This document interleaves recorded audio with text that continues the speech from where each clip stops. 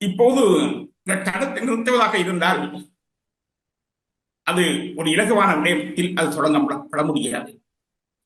சீனாவும் ரஷ்யாவும் ஒன்று சேர வேண்டும்.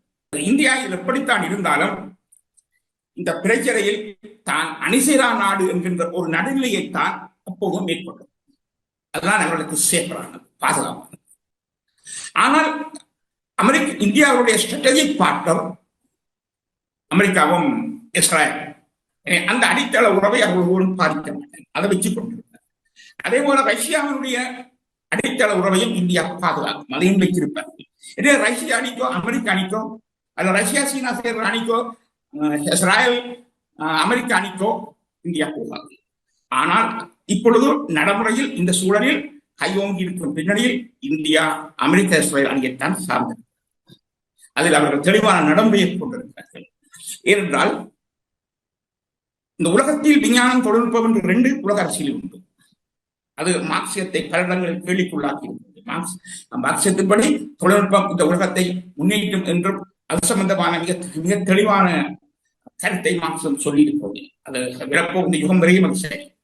ஆனால் ஒரு பிரச்சனை, இந்த மோட் ஆஃப் ப்ரொடக்ஷனுக்குள்ளால மட்டுமே இந்த உலகம் மாறும் என்று மார்க்சியத்தின் கருத்துக்கு பதிலாக டெக்னாலஜி என்ன செய்தென்றால் மோட் ஆஃப் ப்ரொடக்ஷன்ல வரக்கூடிய உற்பத்தி முறையில் வரக்கூடிய வீக்க ஊக்கங்களை இந்த டெக்னாலஜி நிரப்பி. அதன்படி இன்று நீங்க பார்க்கலாம், உலகத்தில் பஞ்சம் என்று ஒரு நாட்டிலும் பஞ்சம் இல்லை. அப்படி இருந்த செயற்கையான பஞ்சம் தான். விஞ்ஞானம் தொழில்நுட்பமும் உற்பத்தியை உபரிக்கு கொண்டு போகின்றன. போதுமை என்றாலும் சரி, என்னென்றாலும் உரிய மேலே கொண்டு போகின்றன. ஆனா இவர்கள் சந்தைக்காக அவரை பதுக்குவது, அரசியல் நோக்கங்களுக்கு பின்னுக்கு வைத்திருப்பது வேறு வழியும். இப்ப ப்ரொடக்ஷன்ல கண்ட உற்பத்தியிலும் அவ்வாறு.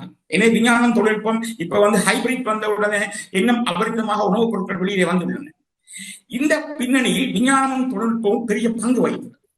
இவற்றை நாங்கள் தனியாக வேறொரு பிலோசபிக்கல் கிரவுண்ட்ல போட்டு ஆராயம். இதனால் இப்போ செய்யுங்கள். ஆனால் ஒரு பிரச்சனை என்னென்றால், விஞ்ஞானத்தில் உலகில் முதன்மையாக இருப்பது இந்த முழு உலகத்திலுமே இஸ்ராயல் தான். இஸ்ராயலுடைய மொத்த சனத்தொகை உலகத்தில் 150 லட்சம், 1.5 கோடி மக்கள்.